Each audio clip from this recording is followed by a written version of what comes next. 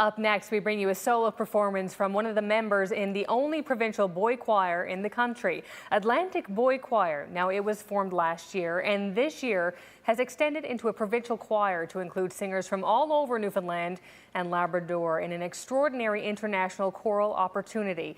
Now, before we hear more about the choir, their upcoming mini tour and official launch, we bring you a small solo performance from one of their members, Robert Handrigan, who was in our studio earlier today. Take a look.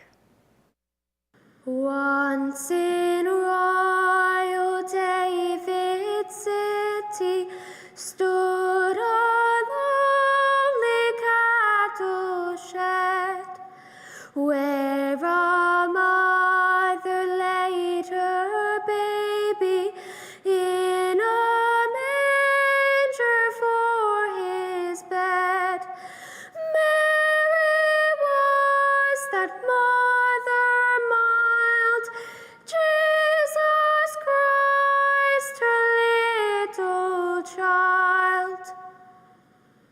A lovely performance from Robert Handrigan, who gave you a little taste of what you can see from the full choir this weekend as they head out on their mini tour and get ready for their official launch. And joining me now to tell us more is the co-director, Jennifer Beynon-Martinec, and the chair, Len White. Welcome to Out of the Fog. It's great to have both of you here. Thank you for having us. Thank you for having us. So we just saw, of course, a beautiful solo performance. I know, he just fills, of course, our studio here, but I can only imagine what it's like to see the full choir perform. Jennifer, just tell us, where exactly did this all start to do an all-boy choir? Well, my husband and I, Jakob Martinez and I, we are co-directors, and we've been involved with boy choirs for the last 15 to 20 years. I started working in Toronto with the St. Michael's Boy Choir School, and my husband for 15 years was the director of the Czech Boys Choir. And when we met, I moved to the Czech Republic and worked with them for about 8 years before moving here to St. John's.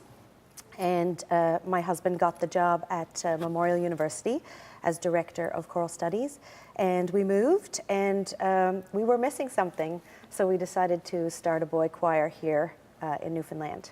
So this actually started in 2015, so it has grown immensely over that time and really became a provincial boy choir, correct? Yeah. We started a boy choir in St. John's in 2015 and had a small group of boys, about 20, working together, and we decided that we would like to go provincial and provide opportunities, especially touring, and the opportunity came up to go to Germany, and we wanted to provide that opportunity to other boys throughout the province.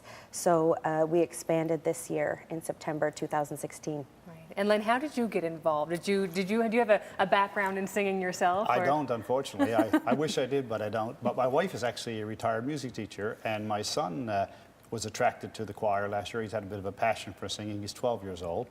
And he's been involved in a number of musical productions. And my wife saw the advertisement for the Atlantic Boy Choir and brought him to the first audition, and he absolutely loved it and was really piqued his interest in singing in a choir. And so he got involved last year. This year, when Jennifer and Jakob decided to expand the choir to a provincial program, they asked me to serve as chair of the board. So I'm thrilled at the opportunity. Very, very excited about where the choir is going. It's a very unique choir. It's an all-boys choir, and I guess what's more unique about it is that it's a provincial choir. And from what we understand, it's the only provincial boy choir in the country, which is really special. And I guess the other thing that really piqued my interest was the fact that we want to give it as an opportunity to boys across the province, and including Labrador. And of course, that's a challenge at the same time financially to make that happen. And I was wondering about that because when you talk about the touring and possibly going to Europe throughout this next year, that obviously takes money. Absolutely, and it is a challenge. And we also have set as a goal, which makes it more of a challenge, is that we want to provide it as an opportunity for any boy who is talented musically to be in this choir, to be in it regardless of their financial circumstance. So that's a goal that we've set as two directors and as the board of directors. So yes, it is a challenge, and I guess that's one of the reasons we have an upcoming launch, and we're launching the provincial choir, and we're looking for support from the community, and we've received a great response actually for the launch that we'll be having this coming Monday. at the Sheridan Hotel, and we have the Lieutenant Governor coming, the Premier, many dignitaries from the business community, the arts community, philanthropists, lots of excitement, and so we're really hoping that that's going to generate a lot of support for this really unique choir. Right. Okay, we'll get into the details because I know there's much more Yes, happening. absolutely. Yeah, aside from that particular event there. If anybody wants to become a member, I know there is an age range, but I guess how would they apply? We are looking for boys age 8 to 22 because we have the full range of singers, soprano, alto, tenor, and bass, which is unique. And they can contact the Atlantic Boy Choir by email, atlanticboychoir@gmail.com, and someone will set up an audition.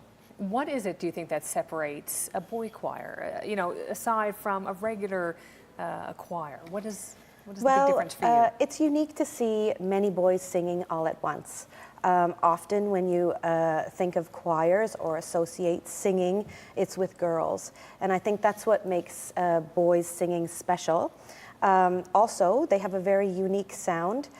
When their vocal folds are developing through the adolescent years, they have a different thickness, which allows them to sing with much more strength than young girls can do. So it's quite a different sound, and it's one that's not seen very often because it's very hard to find boys that are really interested in singing, and to have a large group of them is very special. So do you have to work with them? I know obviously when we talk about the changing of voices, as they do age. So is that an interesting, for you in trying to work through that with them? For me, it's very interesting. I am doing my PhD research on the changing boy's voice. So it's something I've spent a great deal of time considering and thinking about. And when I worked with the boys in the Czech Boys Choir, my husband and I, we developed kind of a new pedagogical method of teaching boys through the voice change to make it less dramatic. Well, Len, I know that there's essentially, I feel like I want to say a full week of events because you have a mini tour and then you have the official launch. So give us, I guess, a little bit of a rundown of what's really going to take place. Yeah, and Erin, what it is it's an opportunity for us to bring the full choir together. And of course, that's one of the questions, we have a provincial choir, so how do we make that happen? Well, the first thing we did was in the fall, we had a 5-day retreat in Grossmorn. That was the first opportunity that we brought the full choir together, and that was an absolutely amazing experience. So now we're bringing them together for the second time. So the kids from Corner Brook, and there are 15 boys from the West Coast, 1 from Botwood, 3 from Churchill Falls. So they're all coming down to this week of this mini tour event that starts this coming Friday. And that's our opportunity for that full choir to be together, 48, well really about 50 boys already. And so we're starting off, we're going to Scrooge actually on Friday night because we have a number of members of our choir participating in Scrooge and we want to support that musical production.